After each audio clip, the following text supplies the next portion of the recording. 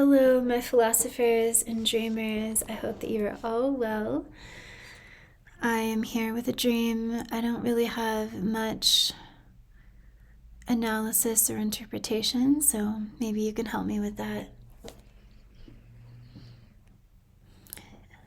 I was among a group of women, maybe late 20s, early 30s.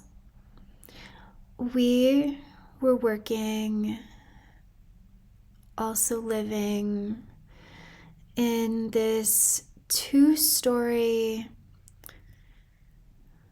building.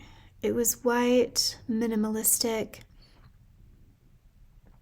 aesthetic. It was a science laboratory and just some kind of institution where we had lectures, where we did experiments, we had discussions, and this building had a wall of huge windows where you could look out at the sea. The building was on some kind of isolated, maybe an island, and we were all wearing these long white gowns, and it seemed as if it was maybe set in the early 1900s, the late 1800s, but it also felt futuristic in a sense. Again, a very minimalistic aesthetic, very cool, very calm, temperate. Kind of like if the feeling of ancient classic Athens and Alexandria and sort of the philosophical, mathematical kind of mindset, if that had continued in kind of a linear fashion, like if the Industrial Revolution hadn't happened, maybe we were still like pagans following the Olympic Greek gods, something like that. It felt very like parallel kind of world. And so I would say that there was a group of like 40 women, and there was a woman that wasn't pictured that maybe owned the institution, and she was kind of like our, like the head director, mother kind of person. And it seems like we were all en masse kind of coming out of some kind of lecture or a discussion or something. And there was this one woman who was walking really kind of quickly past us all through the crowd, and it's as if she had just had some kind of upsetting exchange with the head, mistress, scientist person. And she said in a kind of like over her shoulder, crying out, "Oh, I guess it's because I'm a woman," which, like maybe she had been insulted or something. And she went past me and kind of turned a corner, and it was as if she were going to one of the windows to like fling herself out onto her death. And in the dream, I had this kind of compassionate, empathic kind of pull to, like, I wondered if I should go after her and kind of keep her from doing this. But the group that we were had a tendency to be very rational, very cool, and very sort of, not intruding into other people's kind of business or anything like that. So I kept myself, I just kind of stayed in the group, walking calmly wherever we were going.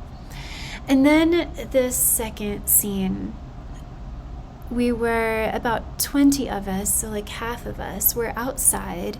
We were on the beach. It was like everything was very like calm, even the colors of the sky. It wasn't like a super bright day, but it wasn't gray. It was like kind of just very peaceful, and I don't know how to describe it, like kind of just, there was a lightness. And we were still in our, in our long white gowns, and we were going out to, the building itself was very close to the sea. And so we were on the sand, and there was a cube kind of building that could fit maybe about 10 people or something. It looked as if, it was a cube of gray, some kind of gray hard material, and there was a door there, but it was kind of like a seamless cube with just like the door was a part of the cube. It didn't look like different. It's just you noticed there was like a door.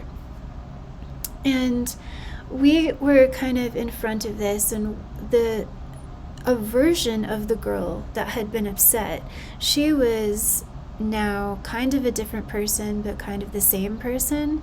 It's hard to explain. She went ahead of us as she was supposed to, because she was going to be the person who was going to set off an experiment that was planned, kind of some kind of chemical reaction. And she went ahead of us to the sea. She was going right near the shore. And we were just kind of standing, the rest of us were standing calmly there by the cube. And once we saw this sort of alchemical, shiny, gold orange, metallic, kind of shimmering cloud, like a mushroom cloud or something, like not too high in the sky and not too big, but there. And it was beautiful and numinous, but yet powerful, and like kind of like, I wouldn't say dangerous, but kind of like you had to respect the power. And again, like in the last scene, I had this kind of pull, this tug, to kind of a longing to go to the shore, to follow her and see if she was okay. Like, I think she was whoever was setting off the experiment was basically sacrificing themselves. And so I don't think, I say like to see if she was okay, but maybe also just to stand there and like honor her sacrifice, like her death. Or maybe to try to save her if that was a possibility, even though that wasn't supposed to be the case. But again, I held myself back, and it seemed like I was kind of in charge of the smaller group, and I sort of motioned that we should head back to the building so we could go underground and kind of protect ourselves from the energies that this chemical reaction had released. And that's basically it. What I remember from the dream again is just the cool-headedness of all of us. And it was beautiful, and it was peaceful, and it was almost like one of those dreams where it felt so surreal, but also quite comforting and familiar. And